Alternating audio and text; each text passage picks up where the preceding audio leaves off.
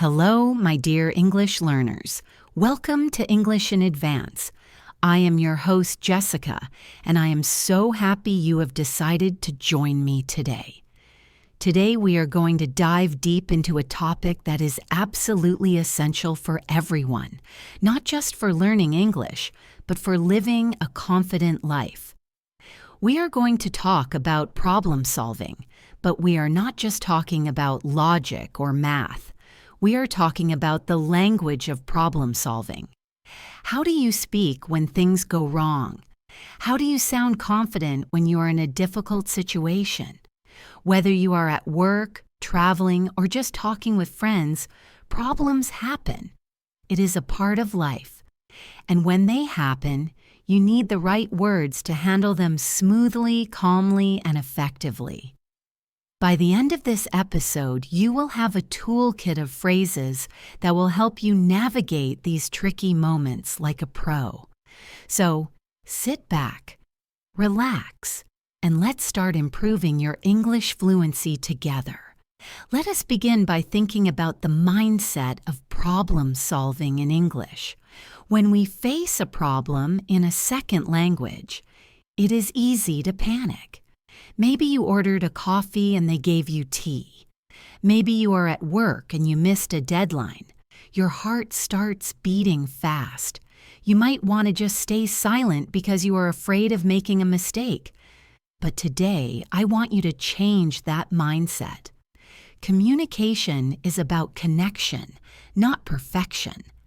When you have a problem, the goal is to find a solution, not to have perfect grammar.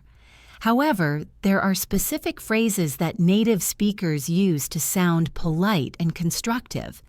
If you use direct translation from your native language, you might sound too aggressive or too blunt.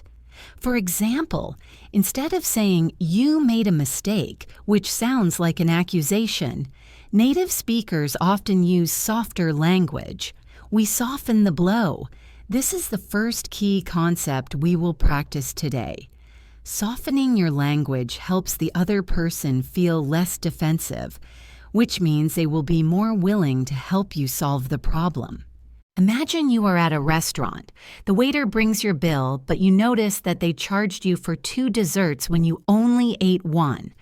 If you say, "You are wrong," the waiter might feel attacked. Instead, we use a magic phrase. That phrase is, "It seems like," or "There seems to be." Listen to the difference. "Excuse me, there seems to be a mistake on the bill."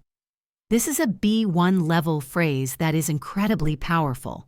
By using the word seems, you are suggesting that it might be a mistake, or it might be a misunderstanding. You are giving the other person a chance to save face. Let's try another variation. "It looks like." "Excuse me, it looks like I was overcharged."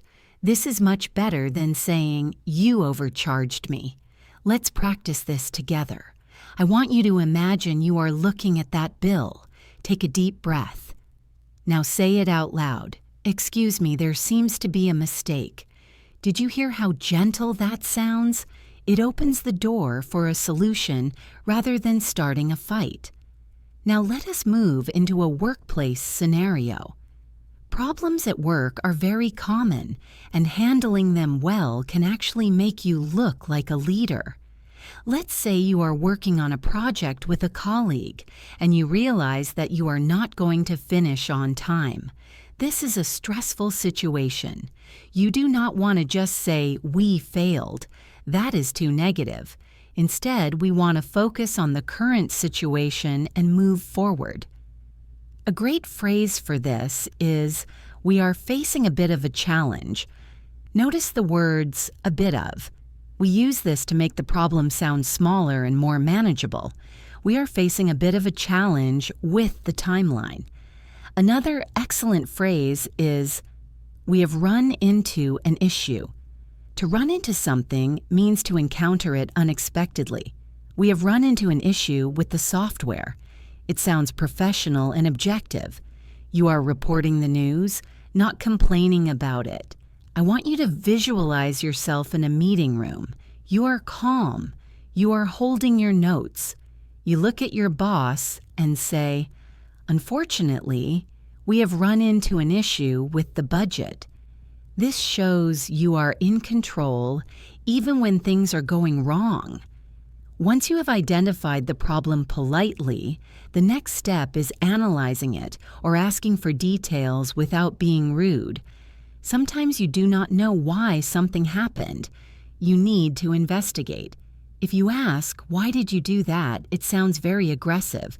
A better way to ask is polite and open. Can we look into why this happened? Or perhaps, what do you think caused this delay? Notice we use, "What do you think?" Asking for the other person's opinion makes them feel part of the team. We are solving this together. Let's imagine a situation where your internet at home is not working. You call the technician. Instead of shouting, you say, "I am not sure what the problem is. Can we figure it out together?" To figure out is a wonderful phrasal verb. It means to solve or to understand. I need to figure out this math problem. We need to figure out why the car won't start. Using phrasal verbs like figure out helps you sound more natural and fluent, more like a native speaker. Let us go deeper into brainstorming solutions. This is the fun part. You have a problem, you've talked about it, and now you need to fix it. You want to offer an idea, but you do not want to force it on everyone. You want to sound suggestive. The classic phrases here are simple but effective. How about, and what if? For example, imagine you and your friend want to go to the park, but it starts raining. That is the problem. You identify it by saying, "Oh no, it looks like it is raining." Now offer a solution. How about we go to the cinema instead? Or, what if we stay home and watch a movie?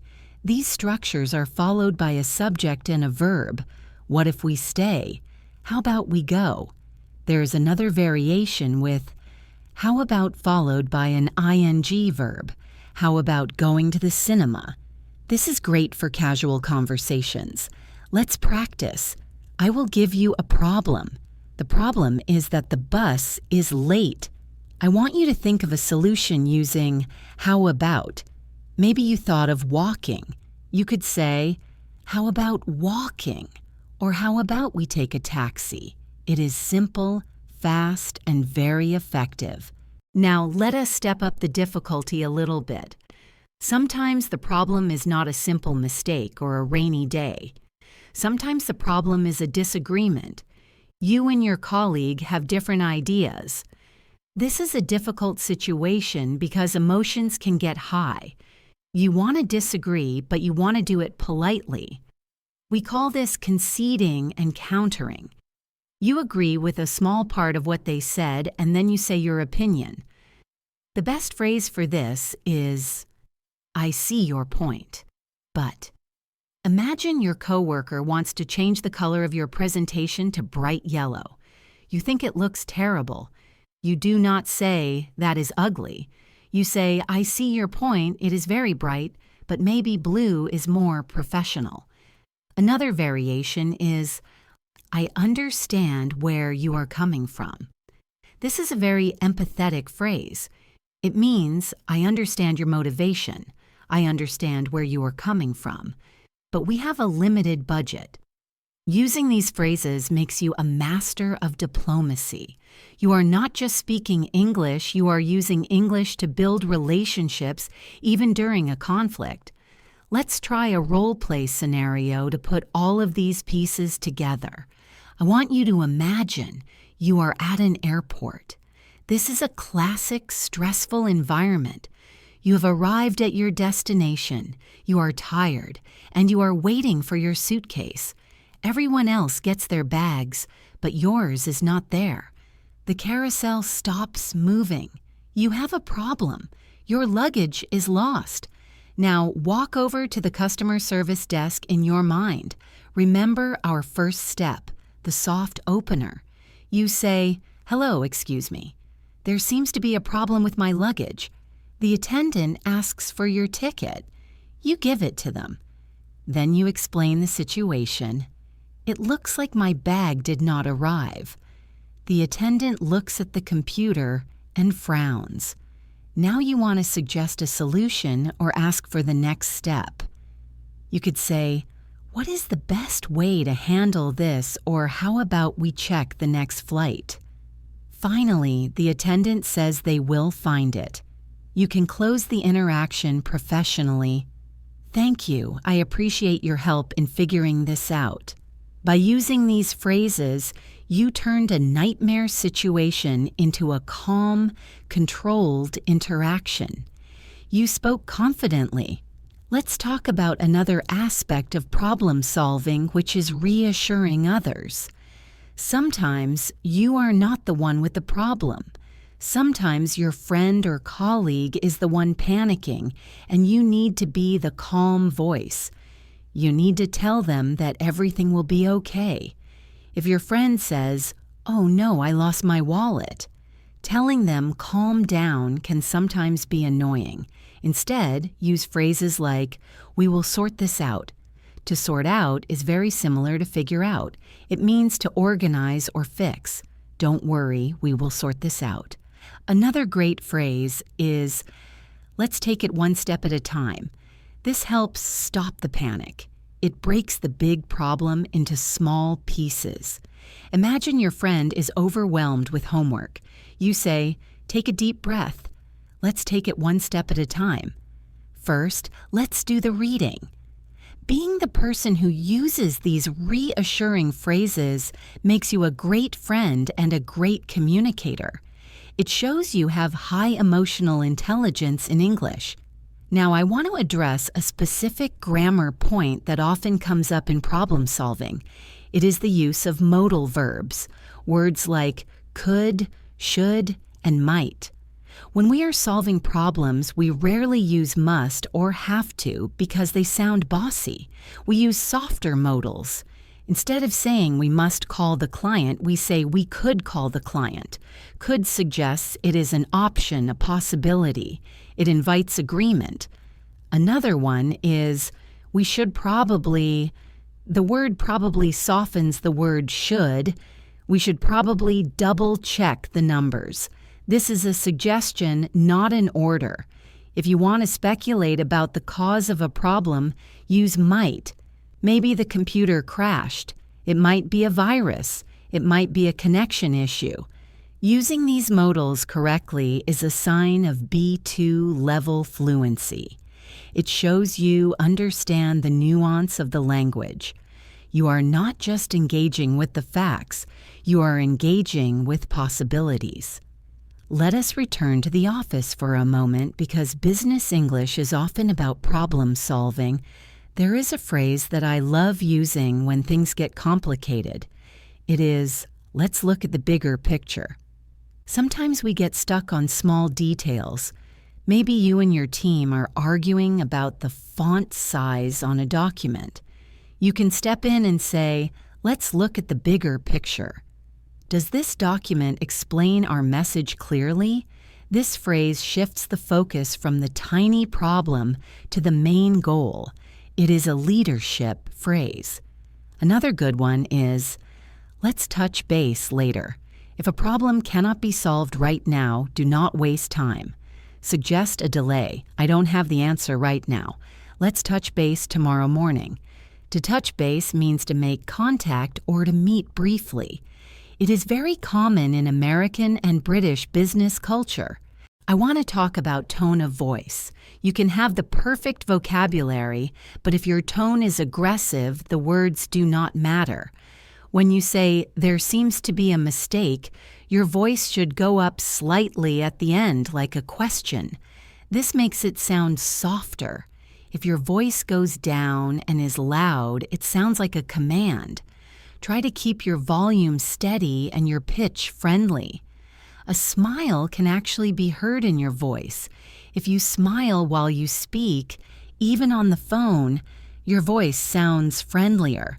So when you are complaining about a service or solving a dispute, try to physically smile. It feels strange, but it changes the shape of your mouth and makes your English sound more polite. Let us practice some more reaction phrases. When someone tells you about a problem, how do you react? You cannot just stand there silently. You need to show active listening. If someone says, "My car broke down this morning," you can say, "Oh no, that is a nuisance." A nuisance is something annoying. Or you can say, "That must be frustrating." Empathy is a huge part of problem solving. If people feel heard, they calm down. Imagine a customer is angry because their delivery is late. You are the manager.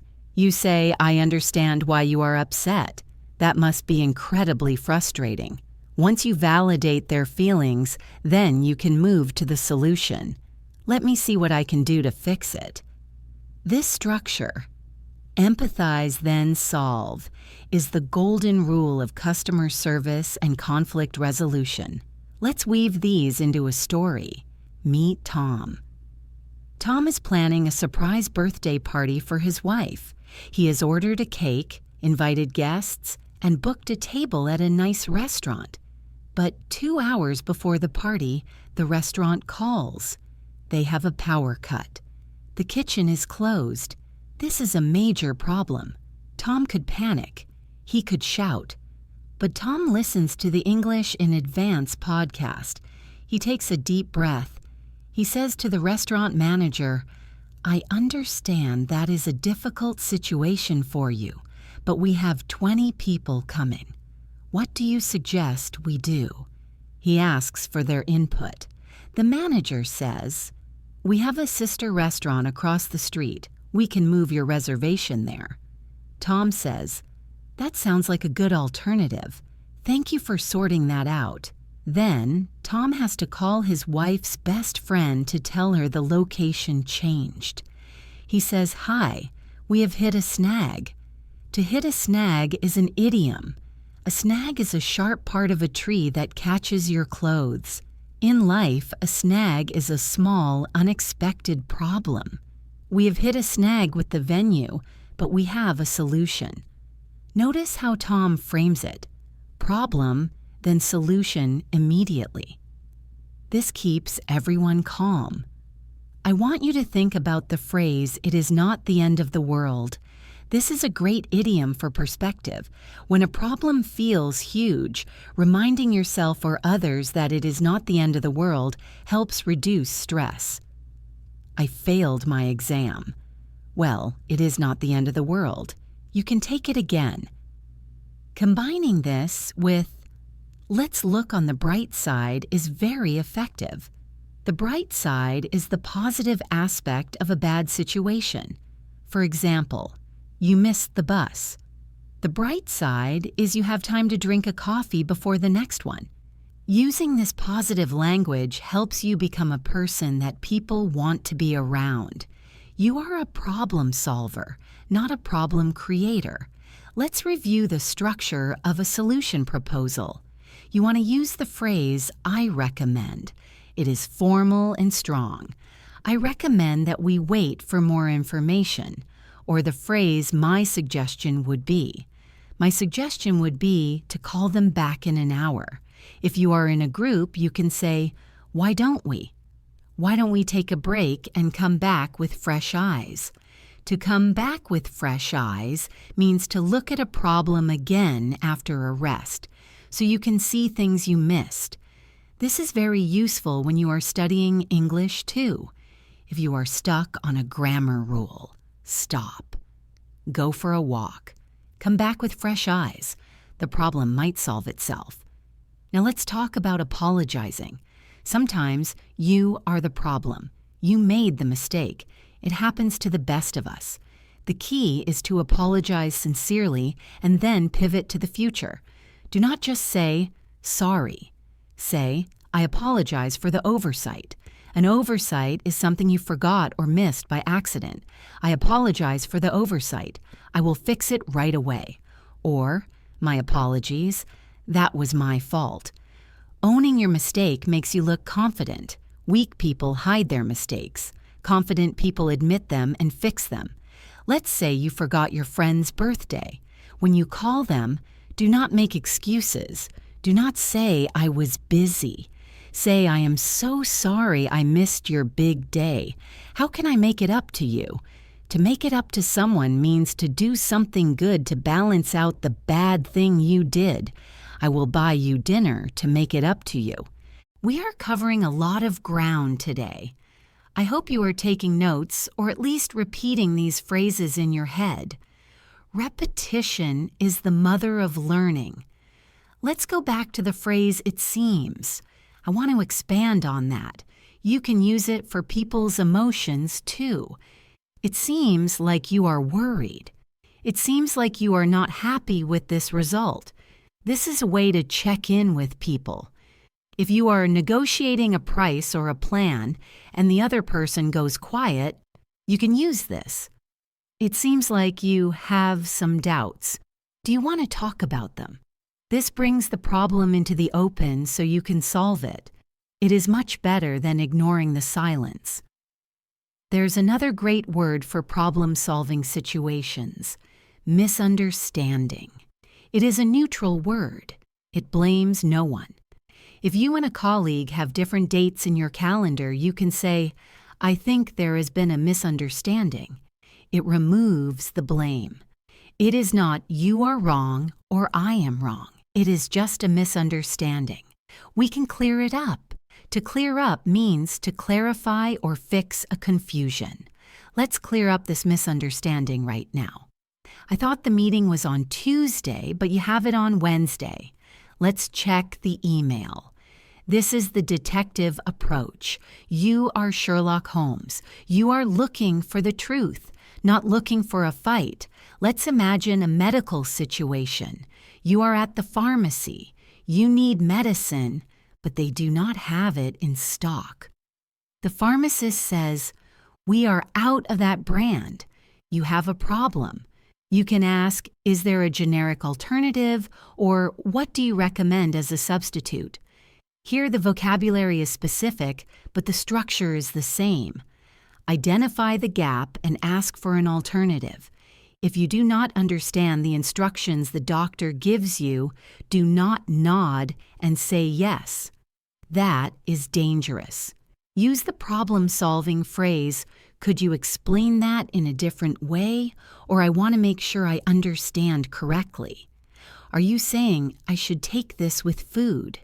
Clarifying is a huge part of solving the problem of ignorance.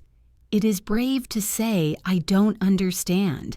It ensures you get the right solution.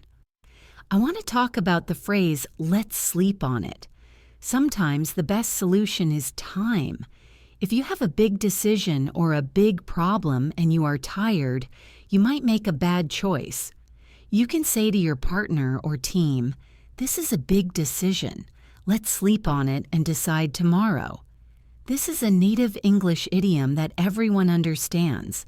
It shows wisdom. It shows you are not rushing. Another time-related phrase is, "We will cross that bridge when we come to it." This means we will worry about that future problem when it actually happens, not now. Right now, let's focus on the immediate issue. For example, worry about getting the job first.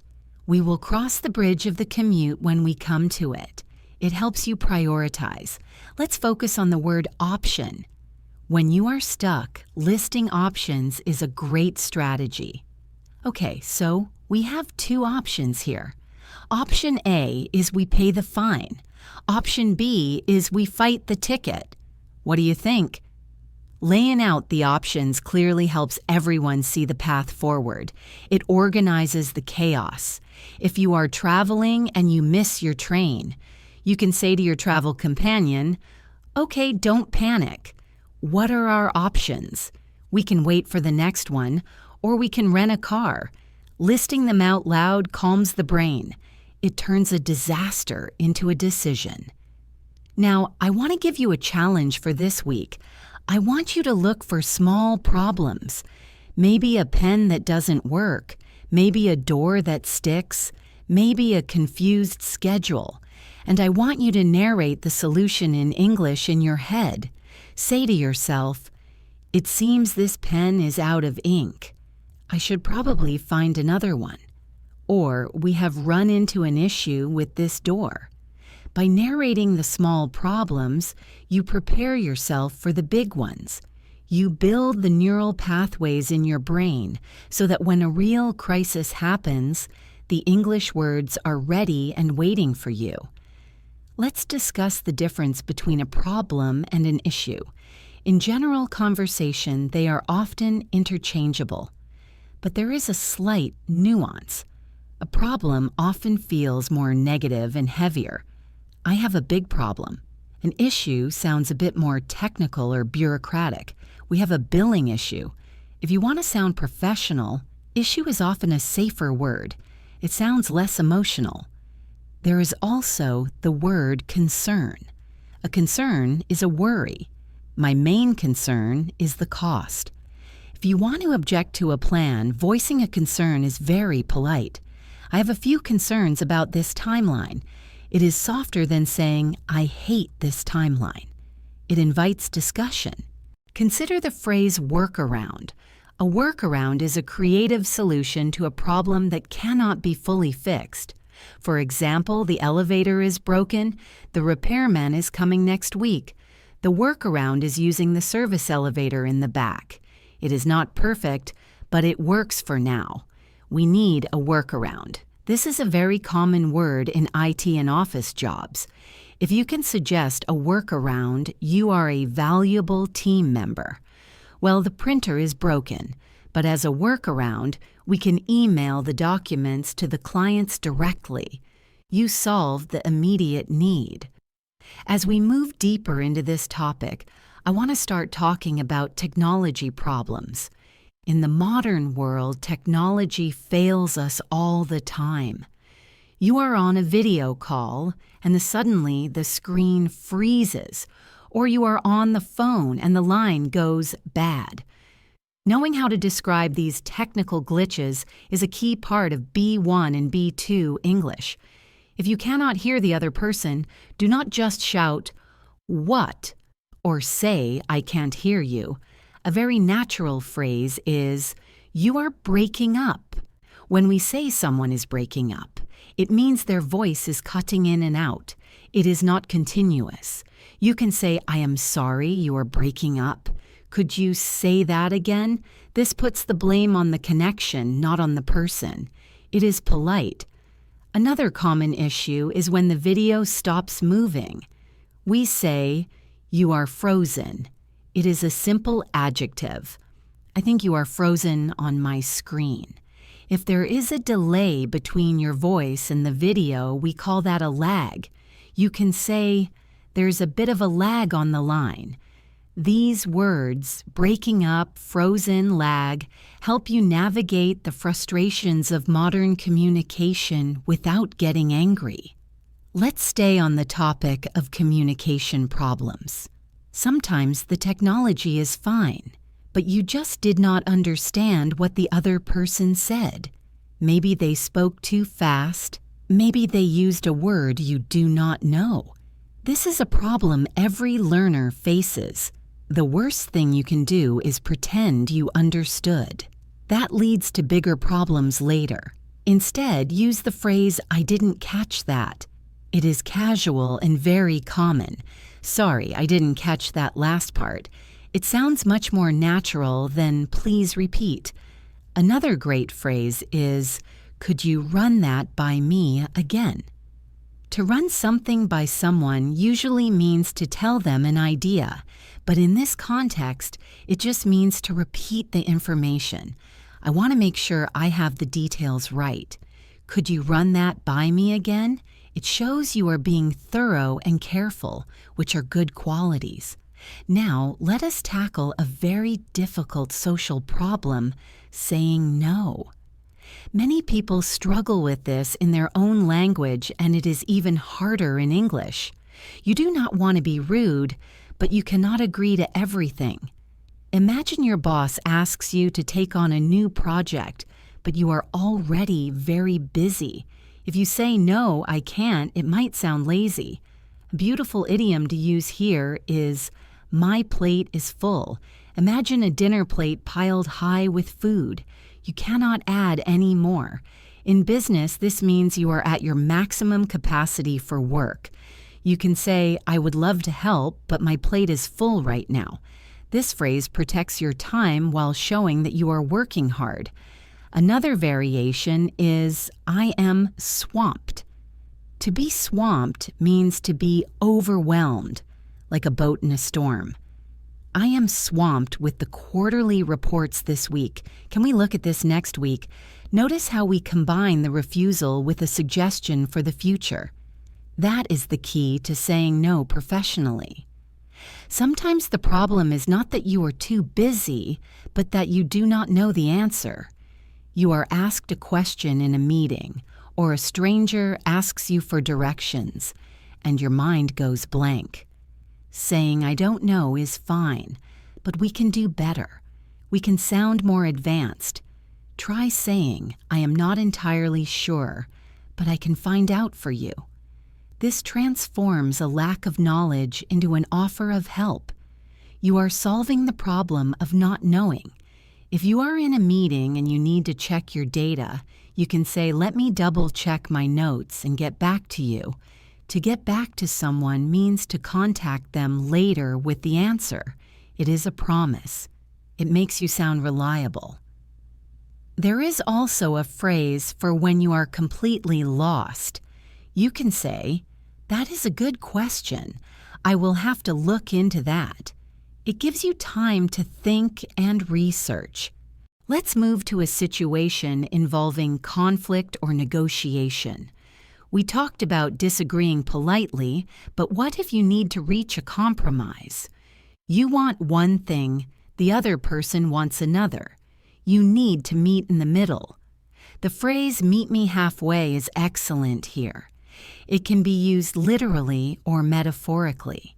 Listen to this example. You want to sell your bike for $100. The buyer offers $80. You can say, "Let's meet halfway. How about $90? You are solving the problem of the price difference. In a work context, you might say, "I cannot extend the deadline by a week, but I can give you 2 extra days. Can we meet halfway on this?" Another powerful phrase is there any wiggle room? Wiggle means to move slightly from side to side. Wiggle room means flexibility. Is there any wiggle room on the price?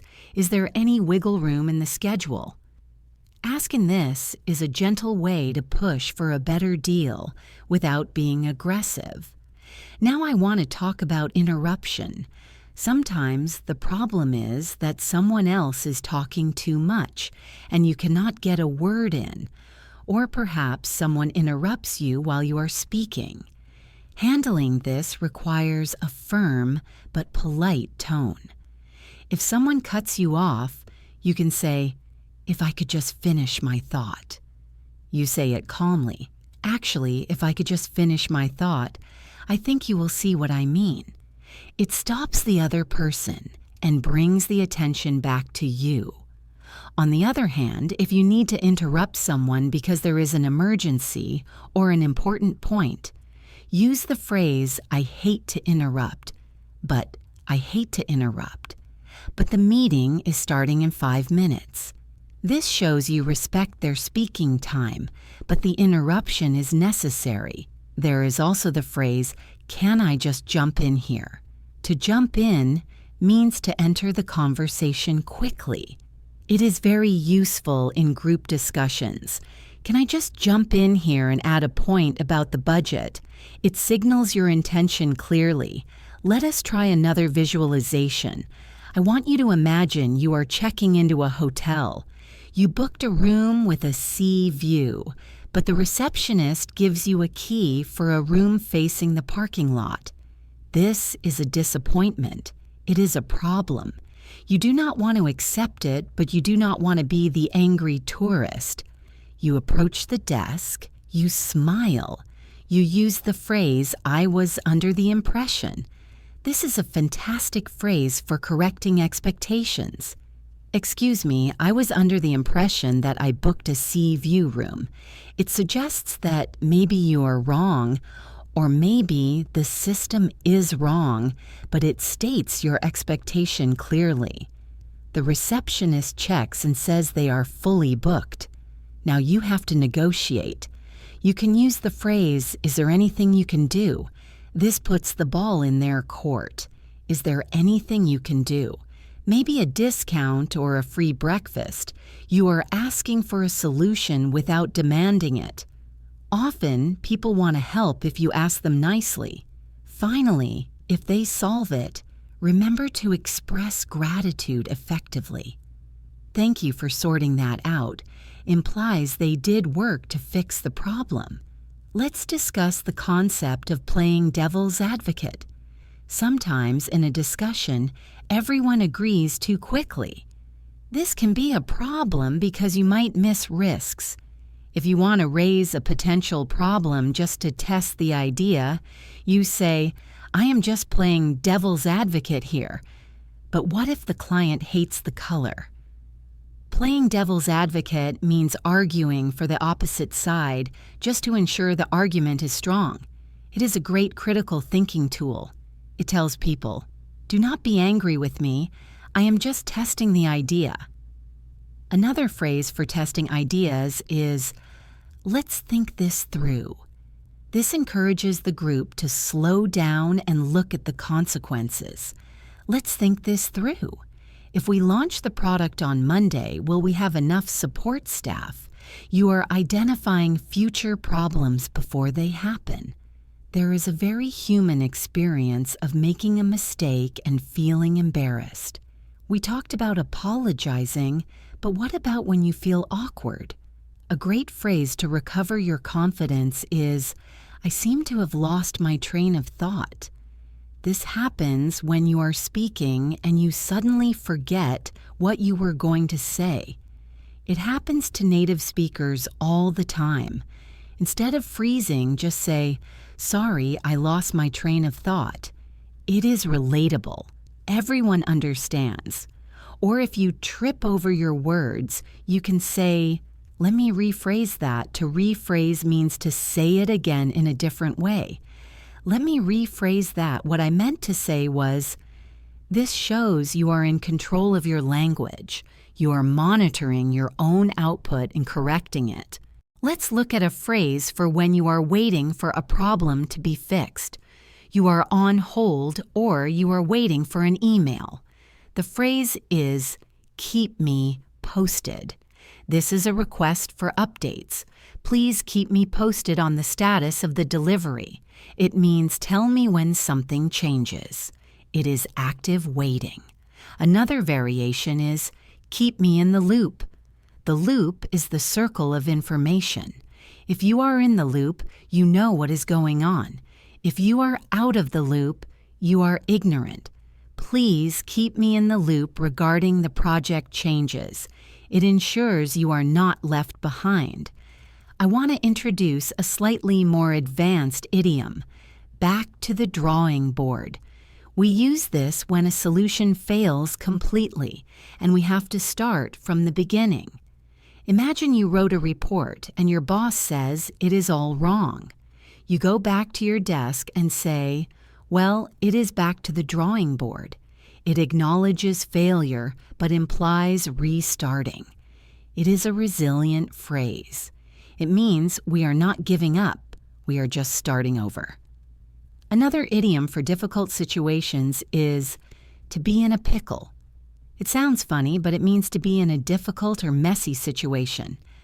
I am in a bit of a pickle. I double booked my meetings. It is a lighthearted way to admit you have a problem. It makes the problem sound less scary. Let's talk about asking for help. Many learners are afraid to ask for help because they think it makes them look weak. But asking for help in the right way is a strength. Use the phrase, "Could you give me a hand?" To give a hand means to help physically or mentally. Could you give me a hand with these boxes? Could you give me a hand with this translation? It is friendly and informal. For a bigger request, you can use, "I have a huge favor to ask." This prepares the listener that you need something big.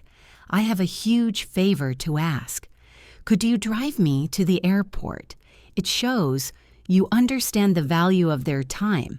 If someone agrees to help you, the best response is, "You are a lifesaver." This is a hyperbolic way to say thank you. "You are a lifesaver. I don't know what I would have done without you." It makes the helper feel good. We should also cover how to deliver bad news. Sometimes you are the one who has to cause the problem for someone else. Maybe you have to cancel a plan. Do not just say, "I am not coming." Use the softener. Unfortunately, I won't be able to make it. Or I am afraid we have sold out of that item. I am afraid I have some bad news. These introductory phrases warn the listener that something negative is coming. It gives them a split second to prepare emotionally. It is polite and professional. If you have to reject an idea, try saying, "It is not quite what we are looking for." This is much gentler than saying, "It is bad." It implies the idea is good, but just not the right fit for this specific situation. Let us weave some of these into a story about a workplace presentation. Meet Sarah. Sarah has to present a new marketing plan to her team. She is nervous. She starts speaking, but 5 minutes in, her computer crashes. The screen goes black. This is a high-stress problem. Sarah takes a deep breath. She says, "It seems we are having some technical difficulties. Please bear with me for a moment." To bear with someone means to be patient with them. She tries to restart it, but it doesn't work. She needs a workaround. She says, "Okay, the computer isn't cooperating, so let's go to plan B. I will present the main points without the slides." She continues talking. Then a colleague, Mike, interrupts her to ask a question about the budget. Sarah doesn't want to stop her flow. She says, "That is a great question, Mike. Can we park that for later?" To park an idea means to save it for a later time. "I want to make sure I get through the main strategy first." Mike nods. Sarah finishes her talk. At the end, she says, "Thanks for your patience with the tech issues. Does anyone have any questions?" Sarah used problem-solving language to keep control of the room even when the technology failed. She looked professional because she sounded professional. Let's focus on the phrase, "It is up in the air." This describes a situation that is not decided yet. The problem is uncertainty. Are you moving to London? Well, it is still up in the air. We are waiting for the visa. This is a great way to answer questions when you do not have the solution yet. It is honest. Similarly, you can say, "We are playing it by ear." To play it by ear means to improvise, to decide as you go along without a strict plan. We don't have a hotel reservation. We are just playing it by ear. This turns a lack of planning into a relaxed strategy. Now consider the phrase "getting to the bottom of it." This is for when a problem is mysterious. Maybe money is missing or data is wrong. You say, "I am determined to get to the bottom of this." It means you will find the root cause. It sounds very proactive. It is the language of a problem solver. Combined with, "I will leave no stone unturned," you sound very dedicated. "I will leave no stone unturned until we find the error." These are strong, idiomatic phrases that impress native speakers. Let's practice a dialogue for clarifying instructions. You are at a new job. Your manager tells you to file the documents in the cabinet, but you don't know which system to use. Do not guess. Guessing creates problems. Ask. "Sorry to be a pain, but could you be a bit more specific?" To be a pain is a colloquial way of saying to be annoying. You are acknowledging that asking questions takes time. Sorry to be a pain, but should I file them by date or by name? The manager will appreciate your accuracy. Another way to ask is, just to be clear. Just to be clear, the deadline is Friday at 5 p.m., right? This confirms the details and prevents the problem of missing a deadline.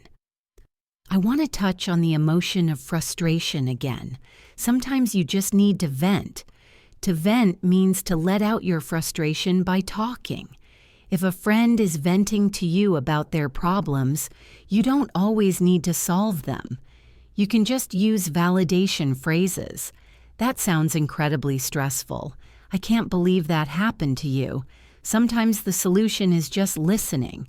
But if you want to offer advice, ask permission first. This is a sophisticated social skill. Say, do you want advice or do you just want to vent? This prevents the problem of giving unwanted advice. If they want advice, you can say, have you considered? Or, one thing you might try is, let's look at the phrase a blessing in disguise. This is for when a problem turns out to be a good thing. For example, you lost your job, which was a huge problem, but then you found a better job with higher pay.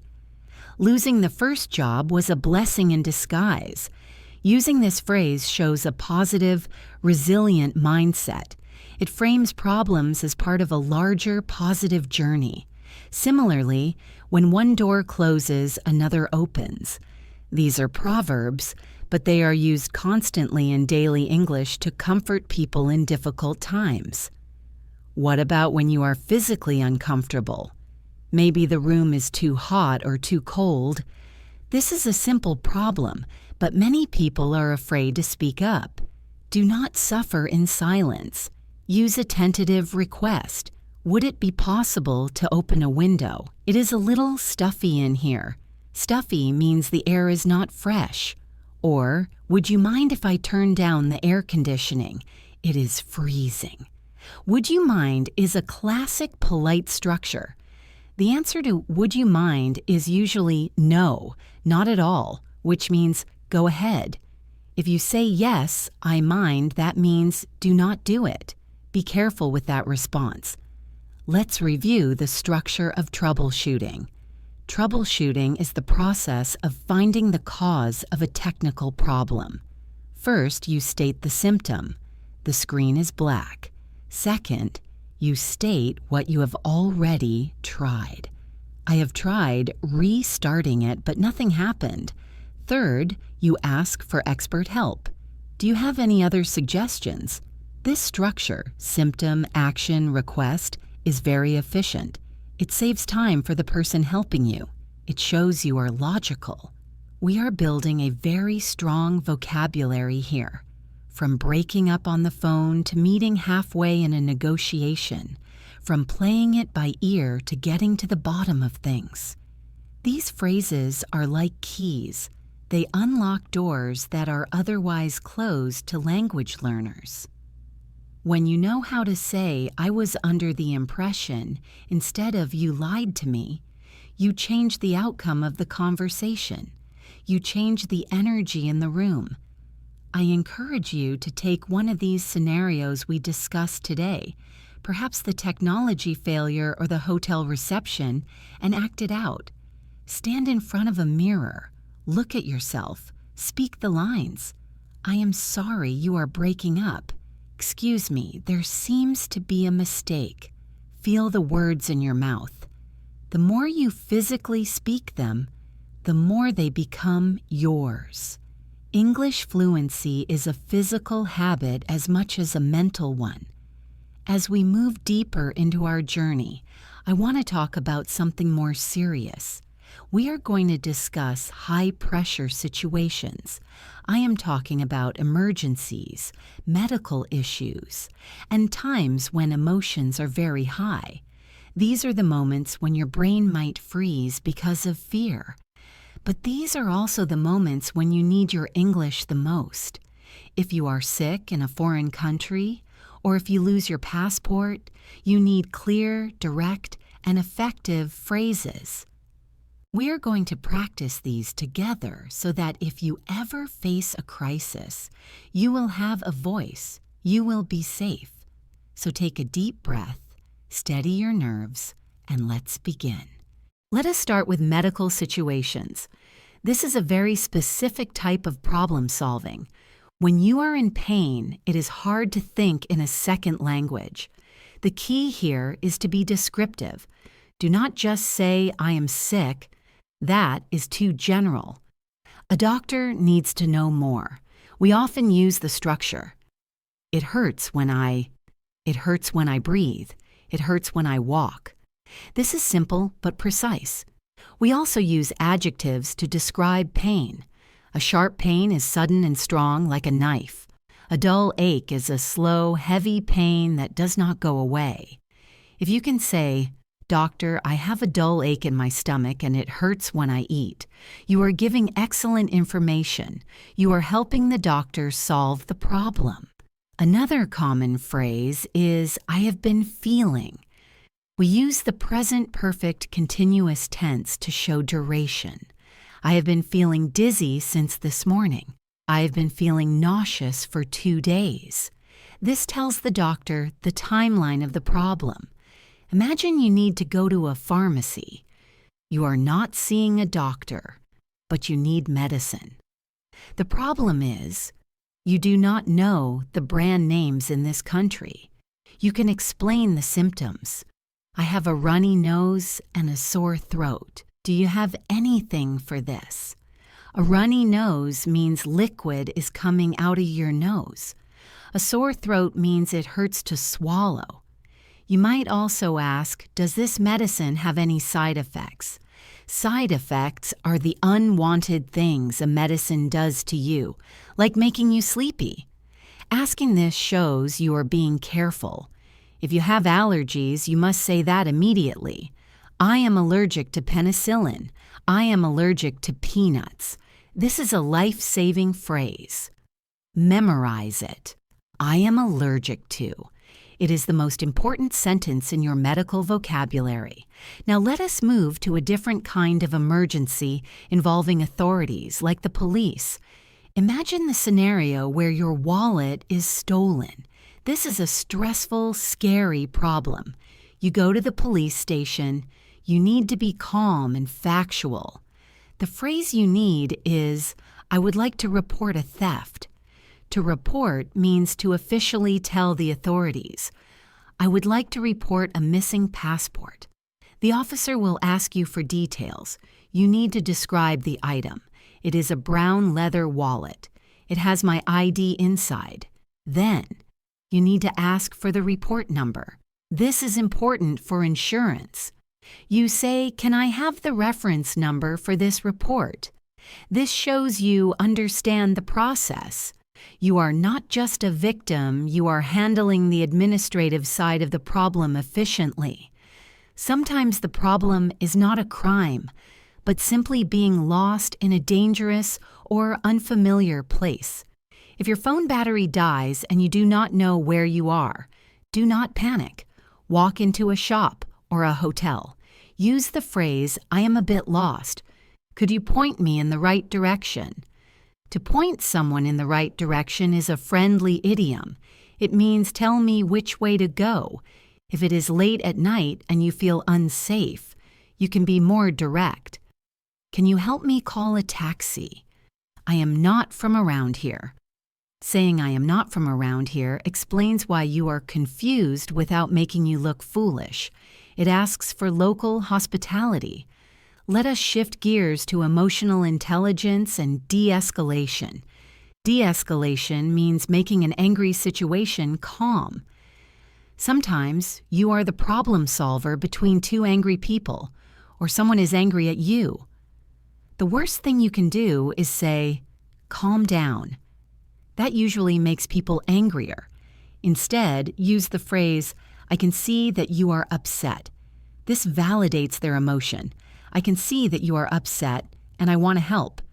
Another powerful phrase is, "Let's lower our voices." If people are shouting, saying this quietly often makes them copy you. They will lower their voice to hear you. You can also say, "We are on the same side here." This reminds them that you are not the enemy. We are on the same side. We both want this project to work. This changes the dynamic from a fight to a collaboration. There is a phrase called clearing the air. To clear the air means to talk about a hidden problem so that everyone feels better. If there is tension between you and a friend, you can say, "I think we need to clear the air. Are you mad at me?" It takes courage to say this. It is a brave way to solve relationship problems. Once you talk about it, the air is clear. The tension is gone. Another relationship problem phrase is, "We got off on the wrong foot." This means our relationship started badly. Maybe you were rude the first time you met, or there was a misunderstanding. You can say, "I think we got off on the wrong foot. Can we start over?" It is a beautiful invitation to reset the relationship. It shows humility. Let's talk about the concept of compromise in high-pressure negotiations. Sometimes you are arguing about a contract or a house rental. You are stuck. The phrase "I can live with" that is very useful. It means the solution is not perfect, but it is acceptable. Okay, if you pay for the repairs, I can live with the higher rent. It signals the end of the conflict. Another phrase is, "Let's meet in the middle." We touched on this before, but in high-pressure situations, it is vital. Look, we are both losing money. Let's meet in the middle and finish this deal. It appeals to logic over emotion. I want to address the problem of overwhelmed feelings. Sometimes the problem is inside you. You are stressed. You are burned out. You need to tell someone. The phrase "I am at my wit's end" is a very expressive idiom. Your wits are your intelligence. If you are at the end of them, you have no more ideas. You are desperate. "I have tried everything to fix this computer. I am at my wit's end." It tells the listener that you need help immediately. Another one is "I am running on fumes." Fumes are the gas vapors left when the tank is empty. If you are running on fumes, you have no energy left. "I have been working for 12 hours. I am running on fumes. I need a break." Using these idioms helps people understand your physical and mental state so they can help you.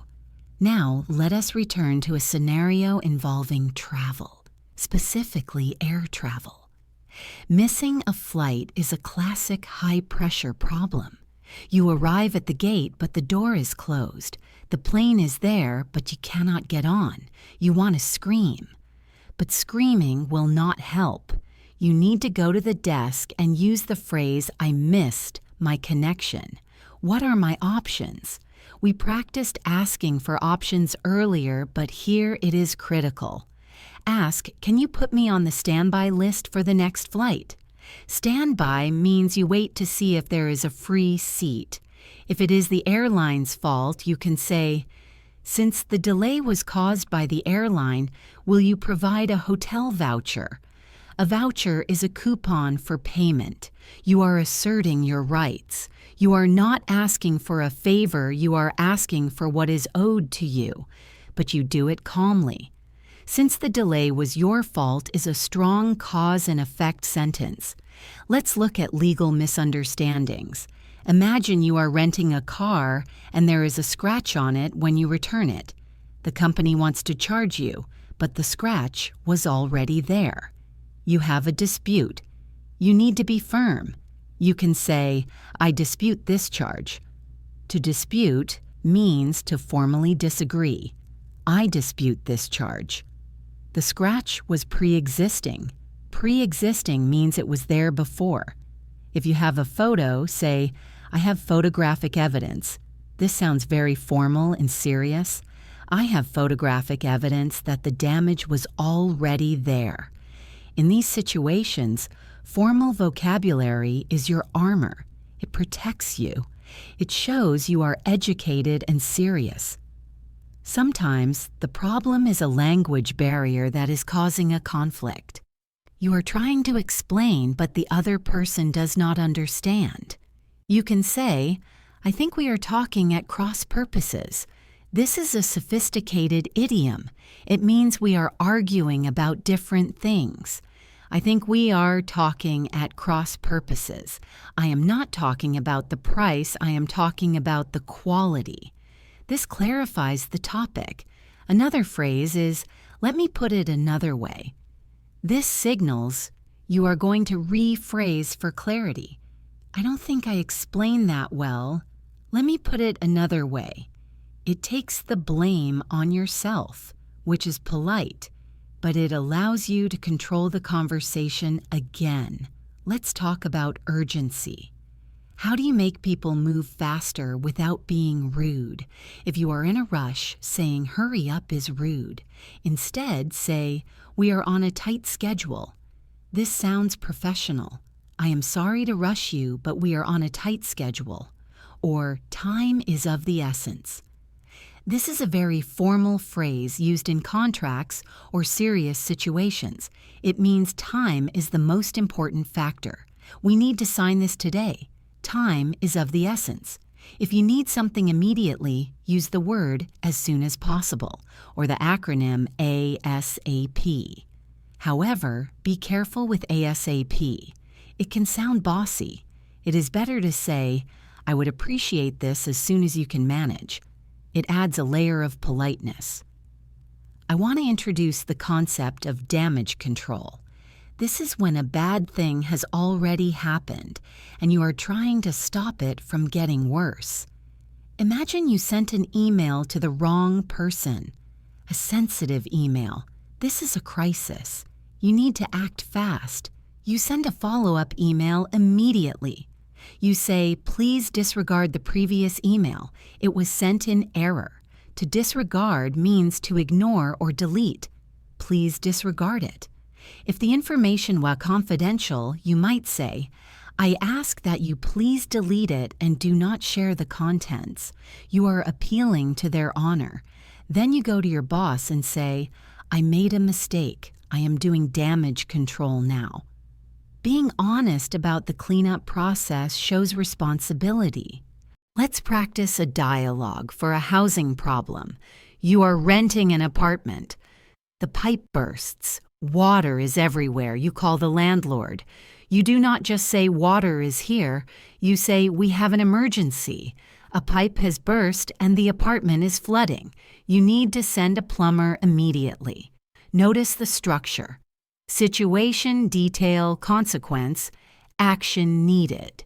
This is the perfect problem-solving narrative. If the landlord says they will come tomorrow, you have to escalate. You say, that is not acceptable. The water is damaging the floor. It needs to be fixed now. The phrase that is not acceptable is a B2/C1 phrase.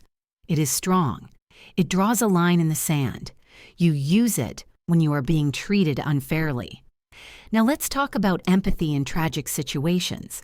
Sometimes the problem is that someone has received bad news, a death in the family or a lost job. You cannot fix this problem, but you can support them. The phrase, I am so sorry for your loss, is the standard English phrase for death. It is respectful and safe. If it is a lost job or a disappointment, you can say, my heart goes out to you. It means I feel your pain.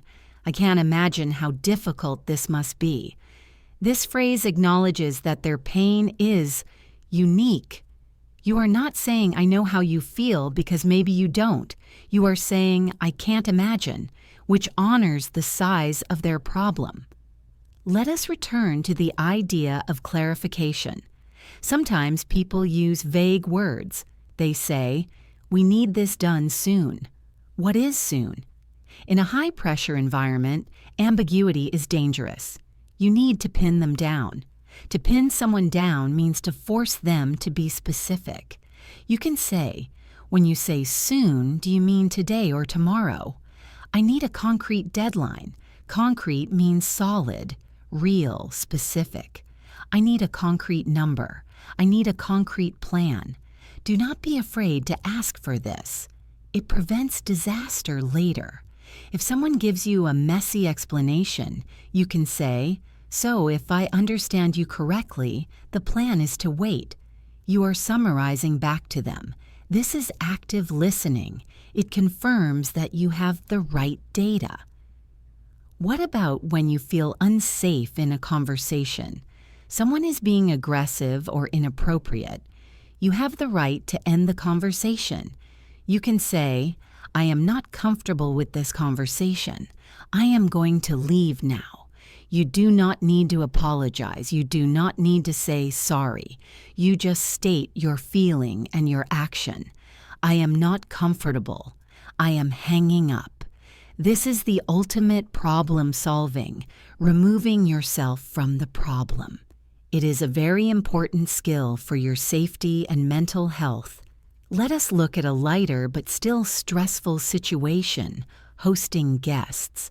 You are hosting a dinner and you burn the food. The main course is ruined. This is a social emergency. You can laugh it off. Humor is a great problem solver. You can say, "Well, things didn't go quite according to plan. We are ordering pizza." If you own the mistake with a smile, everyone else will relax. If you cry, everyone will be uncomfortable. You can say, "It is a disaster in the kitchen, but the wine is good." This redirects attention to the positive. We call this saving the evening. I want to give you a phrase for when you are completely surprised by a problem. The phrase is, "It caught me off guard." To be caught off guard means you were not ready. The question caught me off guard, so I didn't have a good answer. Or, the news came out of the blue. Out of the blue means from the sky, unexpectedly. It came out of the blue, so we are scrambling to react. Scrambling means moving very fast in a disorganized way to fix things. We are scrambling to find a solution. These descriptors help you tell the story of the problem later. Let's practice the phrase, "bear the brunt." This means to suffer the worst part of a bad situation. If the company loses money, the employees might bear the brunt in lost bonuses.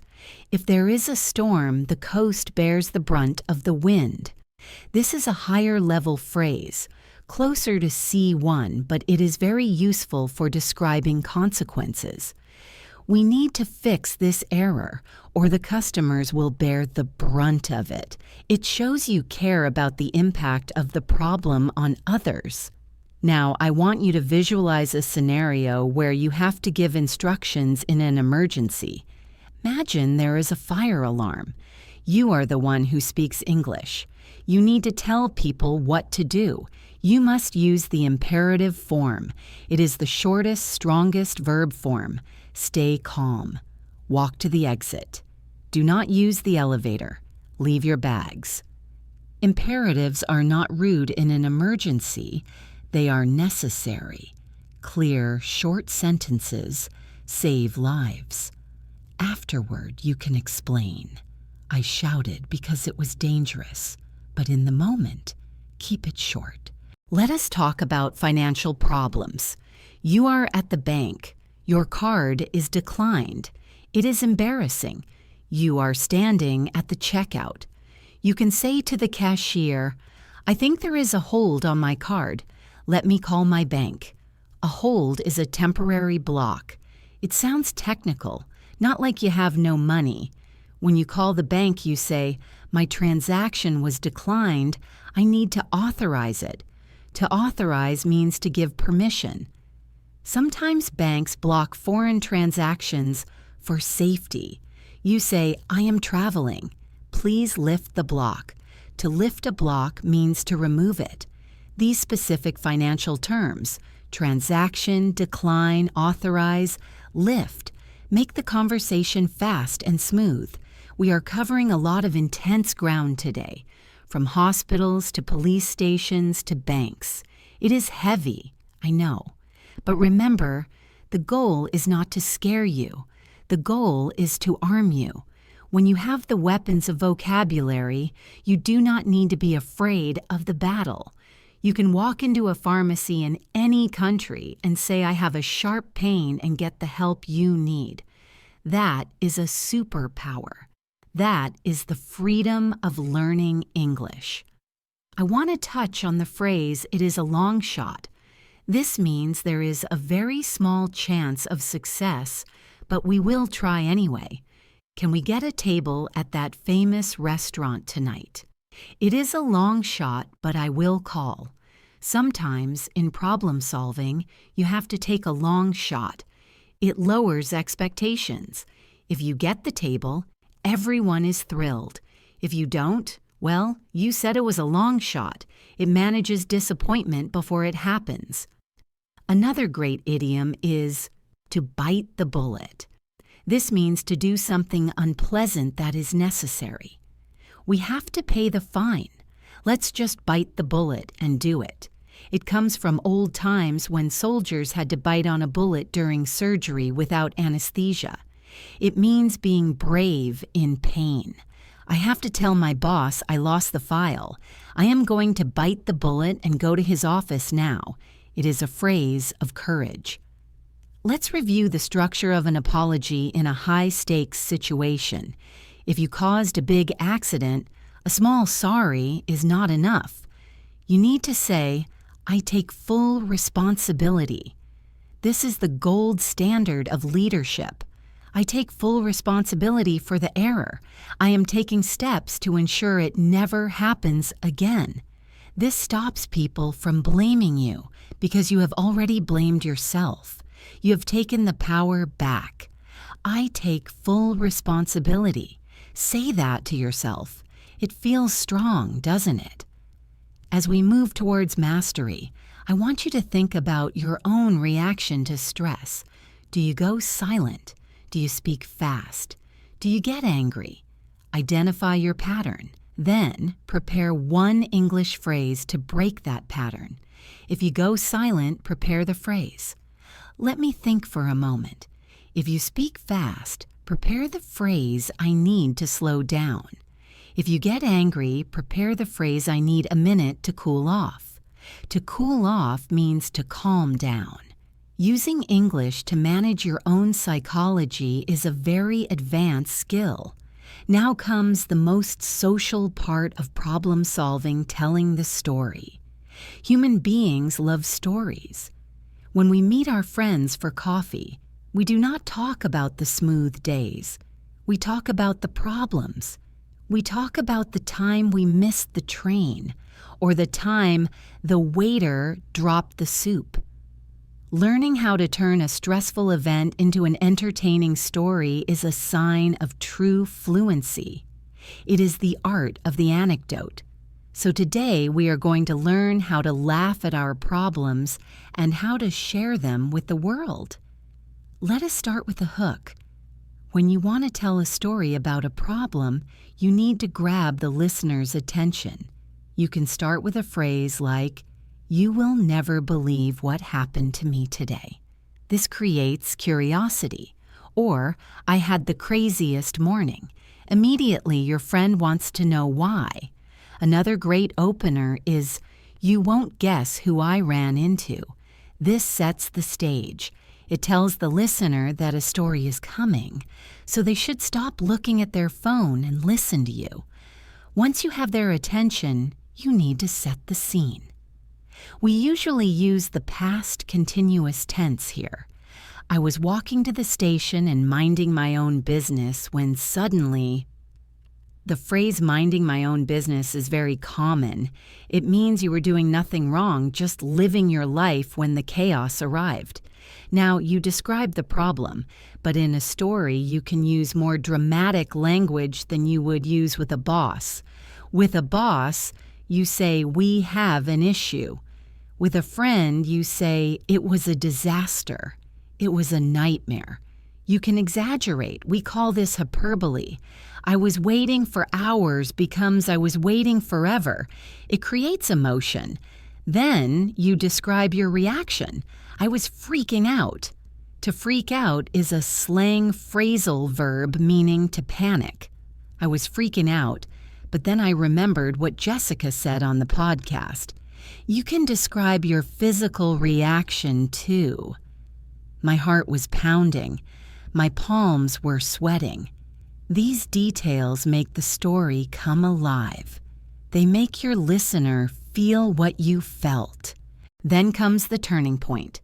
This is the moment you solve the problem. You can use the phrase luckily or thankfully. Luckily, I had a spare key. Thankfully, a stranger helped me. This signals the shift from bad to good. If the solution was difficult, you can say, we managed to fix it. To manage implies it was hard work. We managed to catch the train with 1 minute to spare. That is exciting. That is a thriller movie in one sentence. Finally, you end with the resolution. All is well that ends well. This is a Shakespearean idiom that means the result was good, so the struggle doesn't matter. Or you can say, it was a close call. A close call means you almost failed, but you didn't. We almost missed the flight. It was a close call. Let's talk about condensing a long story. Sometimes you have a big problem with many details, but your friend is in a hurry. You need to summarize. The perfect phrase for this is to cut a long story short. I lost my passport, went to the embassy, cried for an hour, but to cut a long story short, I got a new one. This is a very native way to skip the boring parts and get to the ending. Another phrase is in a nutshell. In a nutshell, we broke the car and had to walk. It means here is the small version of the big story. Now, I want to discuss cultural nuances in problem solving. This is very important if you are traveling. The way an American handles a problem might be different from how a British person handles it. Generally speaking, American English values directness and solutions. If you have a problem in New York, you might say, "Excuse me, this is wrong. We need to fix it. It is active. It is fast." However, in British English, there is a culture of understatement and politeness. A disaster might be described as a bit of a bother or a spot of trouble. If a British person says, "I am a bit disappointed," they might be very angry. You need to listen to the tone. In Britain, you often apologize before you complain. "I am so sorry to bother you, but my soup is cold." You are apologizing for having a problem. It sounds strange, but it is a social code. If you learn this code, you will get better service.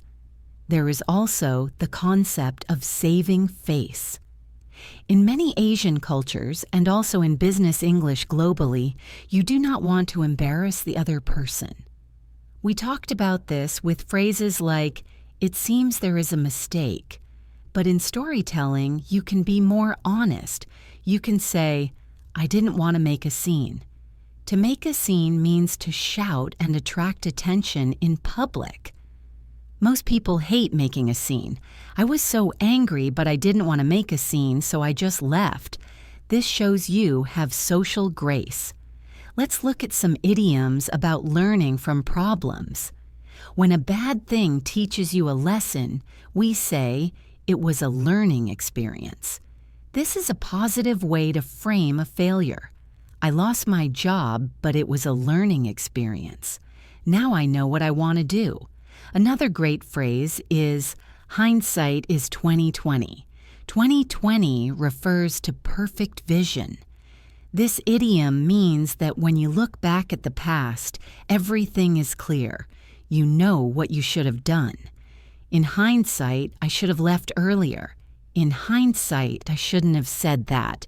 We use this to show regret, but also wisdom. You can also say, "We live and learn." This is a gentle phrase. You made a mistake, you paid the price. Well, we live and learn. It implies you will not make that mistake again. Sometimes a problem is just unsolved. It is finished, but not fixed. You can say, "It is water under the bridge." This means it happened in the past and we cannot change it, so let's forget it. You had a fight with your friend. You apologized. Now it is water under the bridge.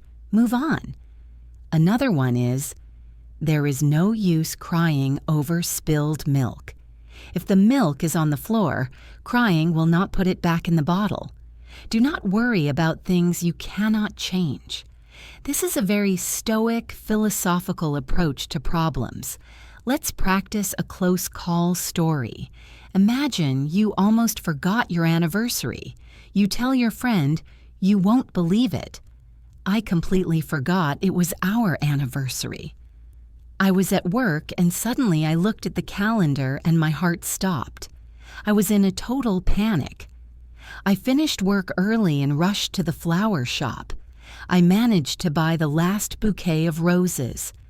I got home 5 minutes before my wife. She didn't suspect a thing. I really dodged a bullet there." To dodge a bullet means you avoided a disaster narrowly. It is a very common idiom. It adds excitement to your story. Your friend will probably laugh and say, "Wow, you got lucky." What about when you want to minimize a problem? Someone asks, "Was it difficult?" You want to look cool. You say, "Oh, it was a piece of cake." This means it was very easy. Or it was a walk in the park. Solving the math problem was a walk in the park. Or, "I did it with my eyes closed." These phrases show mastery. They show that the problem was small for you. Be careful not to sound arrogant, but used correctly, they show confidence. On the opposite side, if it was hard, you say it was an uphill battle. Walking up a hill is hard work. Getting the visa was an uphill battle, but we did it. Let's talk about the phrase, "the elephant in the room." This is a specific type of problem. It is a big problem that everyone knows about, but no one is talking about. Maybe your company is losing money, but in the meeting, everyone is talking about the Christmas party. You can be the brave one. You can say, "I think we need to address the elephant in the room." Why are sales down? This is advanced problem solving. It is bringing the hidden truth into the light. It takes courage, but it is often necessary to find a real solution. Another sophisticated concept is the silver lining. This comes from the proverb, "Every cloud has a silver lining." It means every bad situation has a small good part. The car broke down, but the silver lining is that we spent more time together walking. Always look for the silver lining. It makes you a more positive person and a more pleasant English speaker. If you can identify the silver lining, you change the energy of the conversation. Now, I want to give you some advice on listening to other people's stories of problems. When someone tells you they had a hard day, you need reaction phrases. We practiced. That sounds frustrating. But you can also say, "I can't believe that happened," or "You are kidding." This encourages them to continue. If they tell you a sad ending, you can say, "What a shame," or "What a pity." If they tell you a happy ending, say, "I am so glad it worked out." These reactions are the glue of conversation. If you just stare at them, they will stop talking. You need to be an active participant in their story.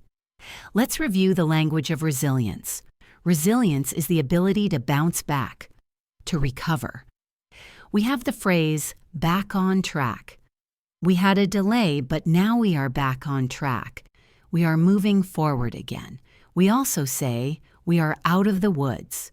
The woods are a dark, dangerous place. If you are out of the woods, you are safe. The patient was very sick, but now he is out of the woods. It paints a picture of survival. And finally, onwards and upwards. This is a motivational phrase. We failed today. Okay, onwards and upwards. We focus on the future and success. I want you to think about how you will use this podcast series. You have listened to thousands of words. You have heard hundreds of phrases. But listening is passive. Speaking is active. I want you to make a promise to yourself. The next time you have a small problem, even if it is just a missing spoon at a cafe, try to use English. Even if you are in your own country, think the English thought. Excuse me, there seems to be a missing spoon. Narrate your life. If you drop your keys, say to yourself, "Oops, Butterfingers." That is a funny idiom for dropping things. Narrating your life keeps the language alive in your brain. In this special bonus section of our series, I want to focus on the specific questions that listeners often send me. These are the real-life, everyday moments where you might get stuck. We are going to look at how to handle awkward neighbor disputes, how to survive a difficult job interview question, and how to master the tiny words that change the entire meaning of a sentence. We are going to polish your English until it shines. So let's not waste a moment. Let's dive right back in. I want to start with a very common problem noise. You are at home, trying to sleep or study, and your neighbors are being loud. This is a delicate problem because you have to live next to these people. You cannot be too aggressive, or you will make an enemy, but you cannot be silent, or you will never sleep. So, you go to their door. What do you say? You knock, you smile. You say, "Hi, sorry to bother you, but could you keep it down a little?" The phrase "keep it down" is a phrasal verb, meaning to lower the volume. It is informal, but polite. If you want to be even softer, you can say, "I have an early start tomorrow and the music is a bit loud." By giving a reason, "I have an early start," you make them feel empathy for you. You are not just complaining, you are explaining your situation. If they apologize, you say, "No worries, I just wanted to let you know." This keeps the relationship friendly. Now, imagine a different scenario. You are in a job interview. This is the ultimate problem-solving test. The interviewer asks you a question, and your mind goes blank. You do not know the answer. Do not panic. Do not sit in silence. Use a stalling strategy. You can say, "That is a very interesting question. Let me take a moment to consider the best example. This sentence buys you about 5 seconds of thinking time." It also flatters the interviewer by calling their question interesting. If you still don't know, be honest, but positive. Say, "I don't have the specific data on hand, but I know how to find it." Or, "I haven't encountered that specific situation, but here is how I would handle it." You are shifting the focus from your lack of experience to your ability to solve problems. In an interview, the ability to handle a difficult question is often more important than the answer itself. Let's talk about shopping and returns. You bought a shirt, but it doesn't fit. You take it back to the shop. The problem is you lost the receipt. The shop assistant says, "I cannot give you a refund without a receipt." Do not get angry. Use the phrase store credit.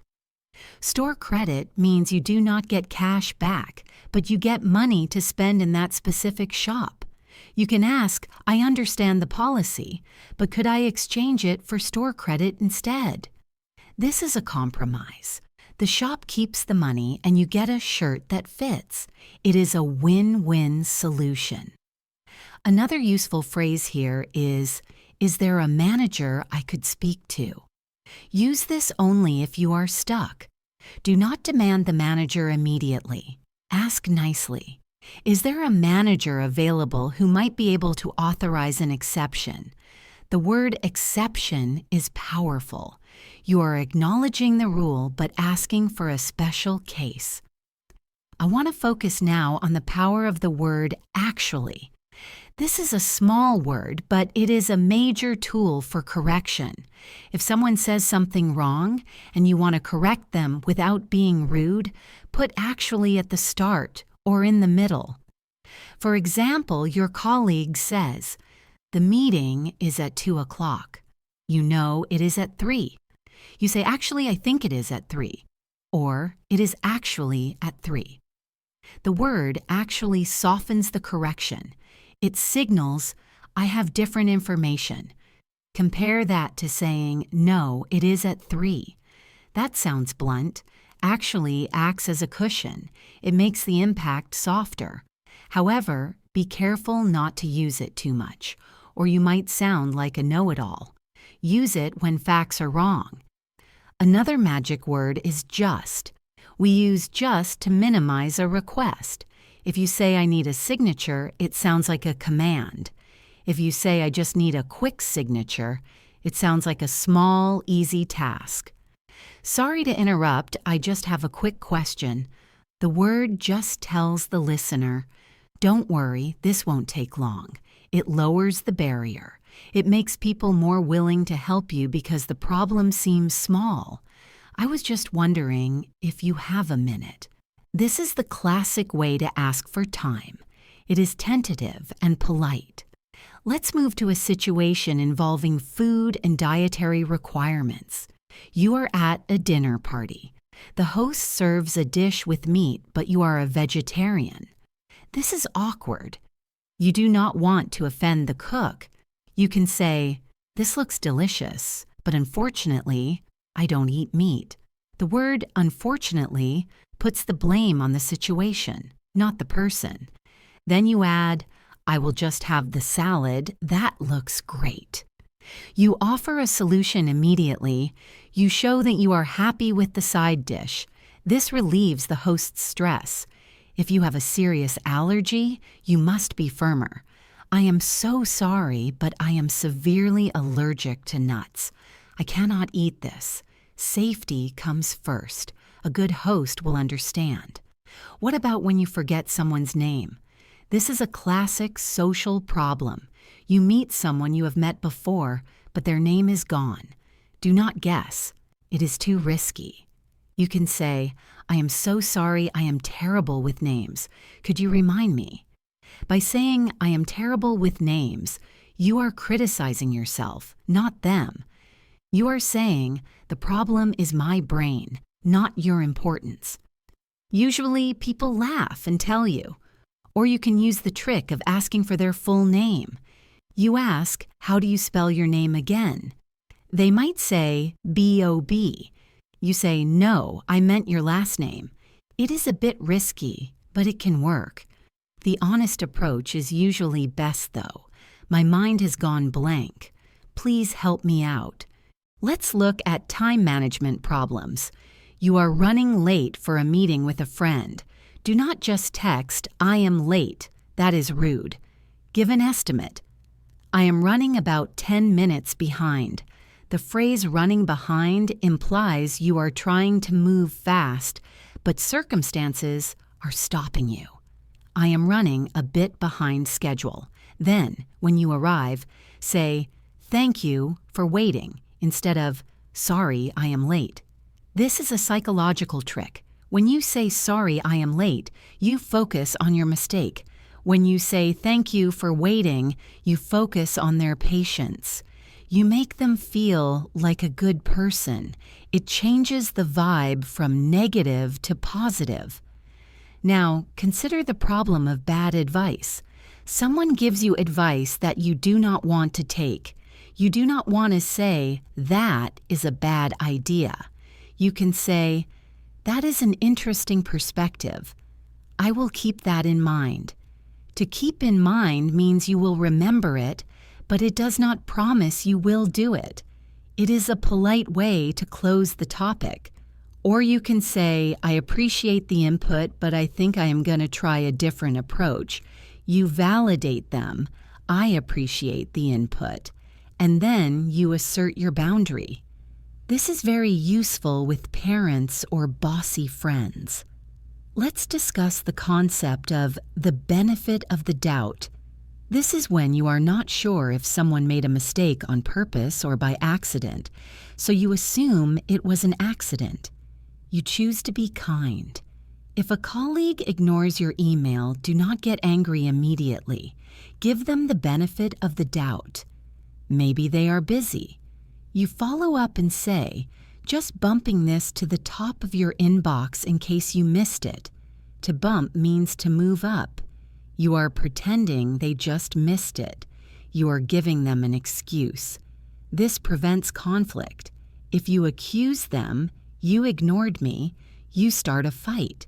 If you give the benefit of the doubt, you solve the problem peacefully. I want to talk about the phrase, "it is what it is." This is a phrase of acceptance. Sometimes you cannot solve the problem. The rain ruined the picnic. You missed the concert. You can be angry, or you can sigh and say, well, it is what it is. It means we cannot change reality, so let's accept it and move on. It is a very mature, stoic phrase. It signals to everyone that you are done complaining.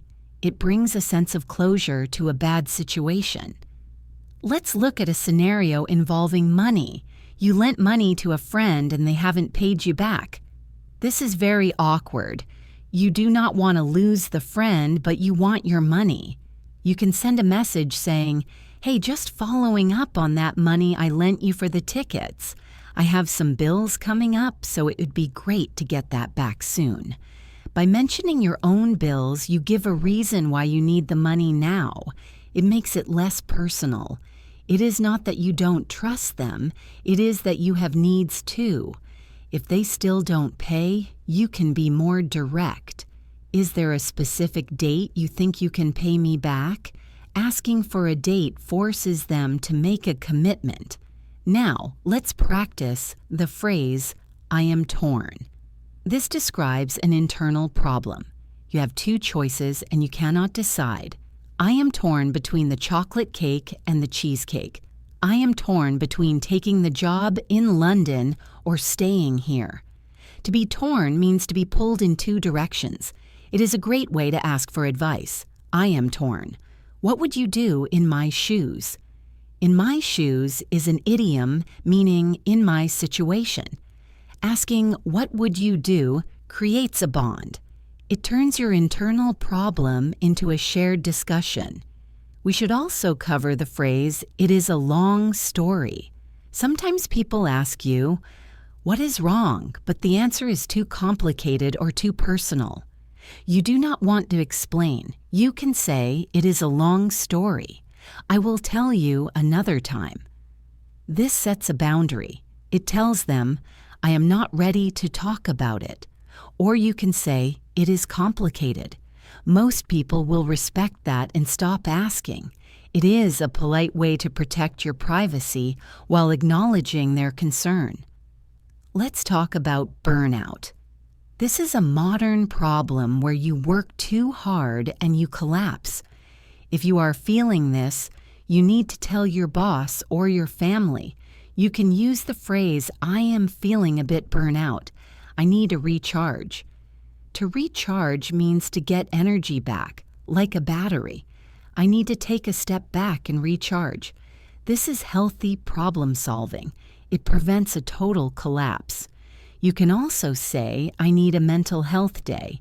In many English-speaking cultures, this is now an accepted reason to take a day off work. I want to give you a phrase for when you solve a problem that was very annoying. The phrase is, good riddance. We say this to the problem when it is gone. You finally got rid of the old broken car. Good riddance. You finally finished the difficult project. Good riddance. It expresses relief and happiness that the negative thing is gone. It is informal, so use it with friends. It feels very satisfying to say. Let's look at the word tentative.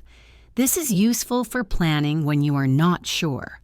We have a tentative plan to meet on Friday. Tentative means it might change. It solves the problem of commitment. If you are not sure you can go, make a tentative plan. Then, if you have to cancel, it is easier.